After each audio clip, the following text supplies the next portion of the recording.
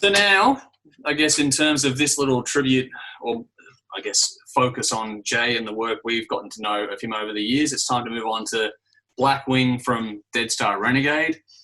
It's 10 tracks for 42 minutes. The debut album and the only album from the Melbourne band, released independently in 2011, produced by the band and Ricky Ray, recorded at Light Hill Sound Studios. This album sees Jay, Tim and Jimmy from Quijibo join forces again on this one with some new members. This is the band's only official release, though they did have some other singles, I think, sort of in the works when it all went under. And the lineup was Dead Star Renegade, so the lineup changed from this album toward the end of it, and that lineup now is most of what is in Sonic Circus. So there's been a theme moving through the years with this band. What it sounds like to me is Jimmy's very hard to work with. That's what it basically says, like the new Sebastian Bach or something, where nobody wants to play. He loves Sebastian, so, that's a compliment, Mick. I know, but nobody wants to play with Sebastian either unless he pays them. So I'd play with Sebastian, Mick. I would pay to play with Sebastian. I bet you would, Nikki. So. And your underwear is all right. Okay, Tim, we'll throw to you first. Baby powdered underwear. So, yeah. Tim, what did you think of it? Thumbs up, thumbs down, about right? Where are you at with it? Somewhere in between a thumbs in the middle and a thumbs up. Okay. Ooh. I think this was good. So he's doing as a collection of singles, I thought this was fantastic. I thought there were 10 very good songs on here. I think once you put them all together and listen to them in one go, I thought it lacked a little bit of ebb and flow. Okay. And it was a little bit, for me, as if, they were sort of consistently at around like a 9, so they sort of left themselves no headroom to go. Okay. And it never really went anywhere after that. It didn't really come down either. Okay. So as a collection of 10 songs, I thought they were 10 great songs, but in a big block, I thought it was a little bit monotonous. Okay. Yeah. All right. But yeah, Tommy Gun's my favourite song. Yeah. 7. Yes. Cool.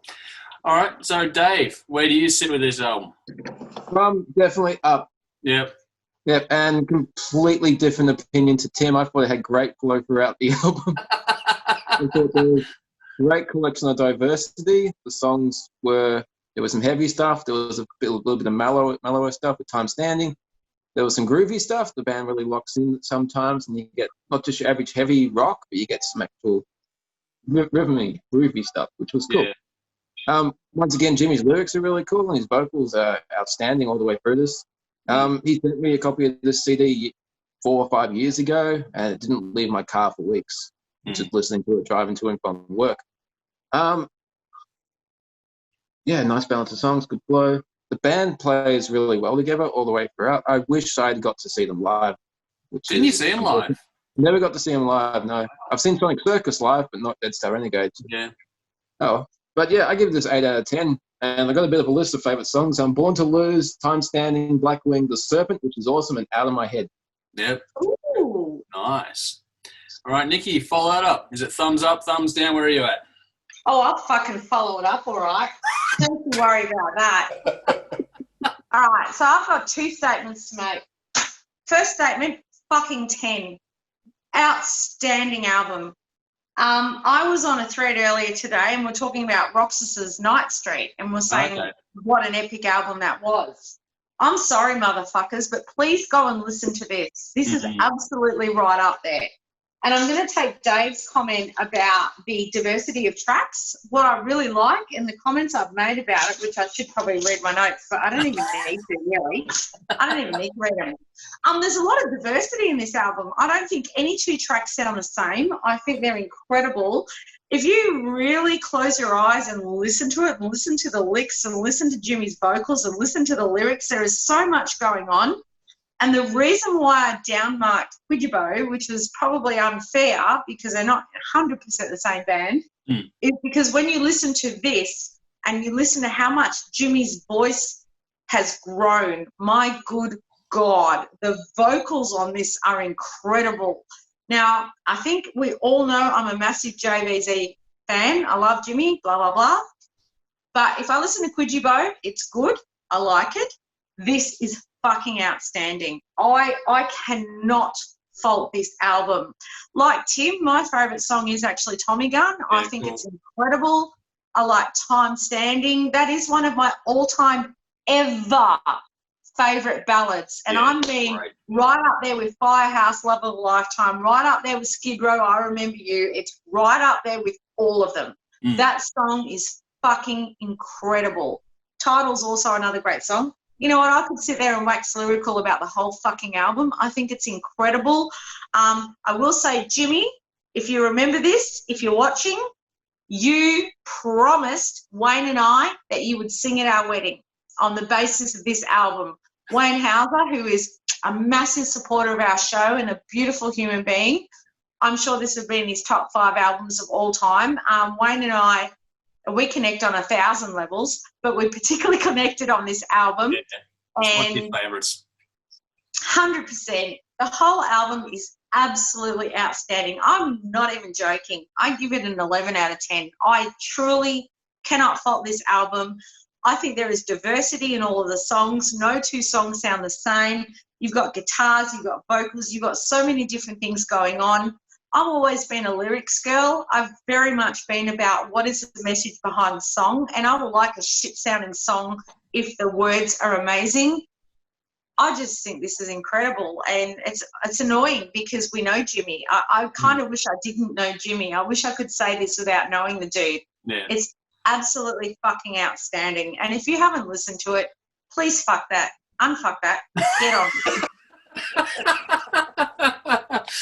Oh, speaking of fucking shit up, Mick, your turn next. Where are you at with this one? I am a thumbs up. Yep. But this might be to unpopular opinion, but All right. I thought some of the vocals weren't the right vocals in some spots of the songs. I thought some of it was, for lack of a better term, sometimes he oversung in spots, whereas Quidgy, I thought it sat within the music a lot better. Yep. Sure enough, it was a more straightforward style of music, but yeah, some of the vocal approaches, I don't love them and I don't hate them. But overall, as a package, I mean, production, it's light hill. You can't really go wrong. It sounds great. The diversity was cool, but also some bands do diversity well. Some bands, it's almost, detracts away from the stronger stuff. Yep. I would have thought this would have been better as an EP. Okay. Because it does, some of the songs I find are really strong and some are kind of in the middle. But they definitely can play, and they'll definitely were expanding. I guess the worst part about it is there wasn't another album or 2 to see where they were going to go, because the diversity is a good thing to start off with, because that way you can move wherever. But with the one album, it's sort of like, I like stuff more than other things. But having said that, it should have been on commercial radio. It was good enough. Like, this should have been a Triple M type fucking rock album that they should have been playing. Yeah. You know, it fits, well, it does fit right in their wheelhouse, really, I would think. Now and then, too. Sorry? Now and then at the time it was released. Yeah, absolutely. Because, I mean, Triple M, no other rock album come out after 95. So this would have, would have been new music now and back then. So I gave it a 7 out of 10. I still think it's very good. I still enjoyed it. I'm glad I got a copy of it. The highlights for me were Supersonic. Blackwing is by far my favourite song on that album. Nice. And One More Time I really dug. But it was Tommy Gunn and a few others that were mentioned that are quite good as well. Yeah. Cool. Well, it's almost impossible for me not to be biased with this, so I'm going to declare that off the bat. But Dead Star were the first local band to get behind what the Hard Rock Show was doing back in 2011. So I remember the first time I met Jimmy was at the launch of the album, I believe, was the first time I actually met Jimmy. And he's walked up, we're walking around back, like, moving cameras and stuff. I think I got some footage from that night that I should try and dig out from the archives. But he was wandering around and he just walked up and gone, "Hard Rock Show guys," to me and Shane. And that's how we just started talking. And so from there, it's been this history, almost like pretty much as long as the show is what this album has sort of stuck with me for. And I've enjoyed it then. I love it now. And it's cool. The coolest part for me is that with everything we listen to, I don't get to go back very often to albums that I really love and just go and revisit them again. And this is one of those ones that was cool to go back to. And it's when the songs have stayed with you and you sort of pick up where you left off and you just keep singing along with them again after not listening to it for however long, you haven't forgotten anything. For me, that's a mark of a really good album for mine. I love the songs. I love the mix. Like, you can't go wrong with the mix that's been going on. And the performances are fantastic for me. The difference between this and the Quijibo EP is, for me, maturity. More years, more experience. It's all sort of more streamlined. Everything, you can see the effort that went into this, and for me, it worked. I loved the writing, the production, the space. There's a lot of depth on this. I thought there was great craft. And it needs to be on streaming platforms. I know it's on YouTube, but I'd like to see this actually get onto, even more so than Quijibo, I'd like to see this one get onto things like Spotify, Apple Music, all sorts of stuff. I think if this is out there, people could enjoy this one now for what it is. 100%. I think it's a solid, just hard rock record. It's all little things like that go into production. There's little effects. There's tricks in the writing, the layering in there. It's just a good, solid hard rock record that has substance. And if you saw this live, there was a lot of fun to be had in this one too. Seeing this band live was a treat. Jimmy and the boys was fantastic. There are some genuine belts on this, like The Serpent is one of my all-time favourite songs from this record, but the ballads on this are fucking amazing as well. This had those peaks and troughs that I really enjoyed on it. And like I said, I know that I'm biased, but the riffs, the gear changes are cool, and after all this time, I still love this record.